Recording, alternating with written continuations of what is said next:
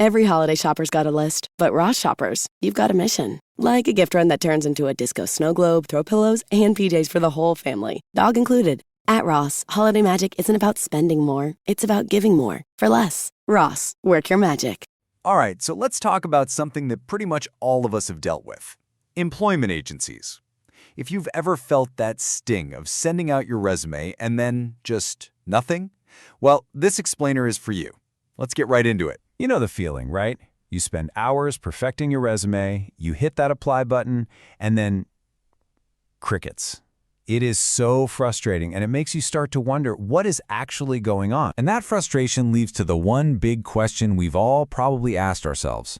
Are these places even legit, or am I just wasting my time? Well, here's the thing. Yes, they are legit, but, and this is a big but, they're probably not what you think they are.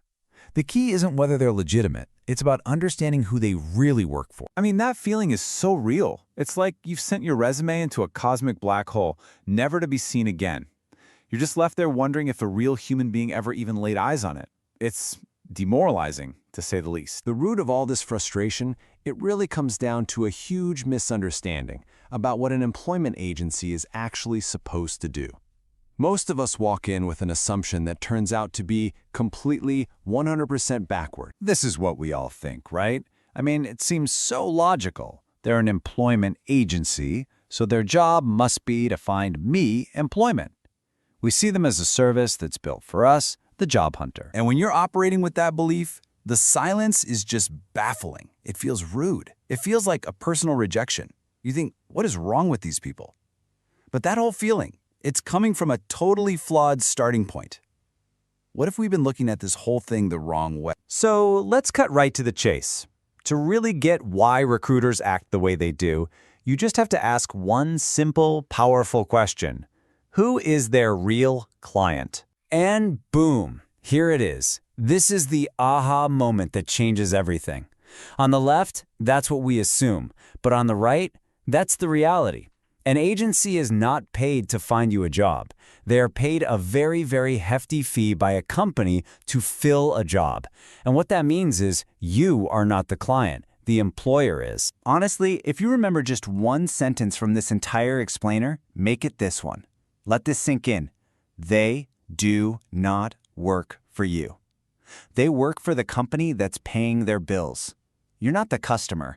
In a way, you're the product they're trying to sell. It really just comes down to following the money. You aren't paying them anything, right?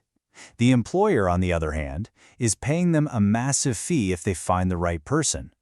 That financial incentive means their loyalty is always 100% of the time with their paying client. Okay, so once we accept that fundamental truth, that frustrating, infuriating experience of being ghosted suddenly starts to make a whole lot more sense. Let's connect the dots. The ghosting makes sense once you realize they don't work for you.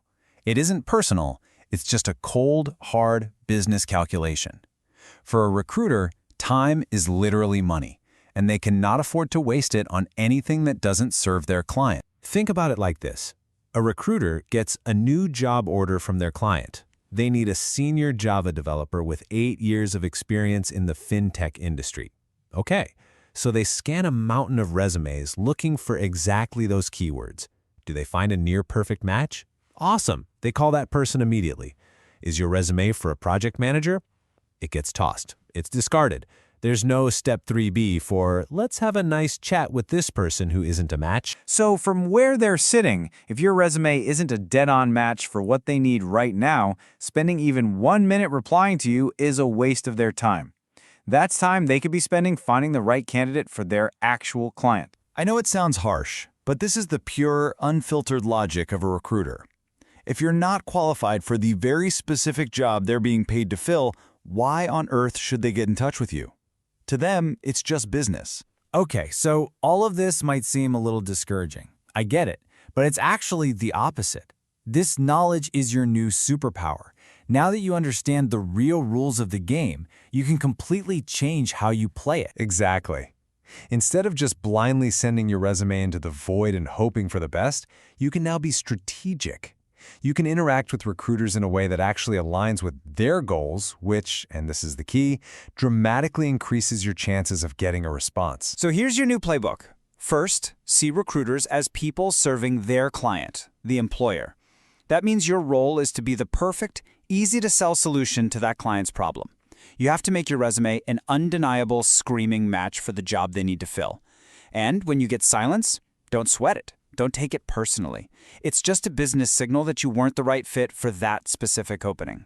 And remember, they are just one tool in your job search toolbox, not the entire strategy. And that's really the big takeaway here.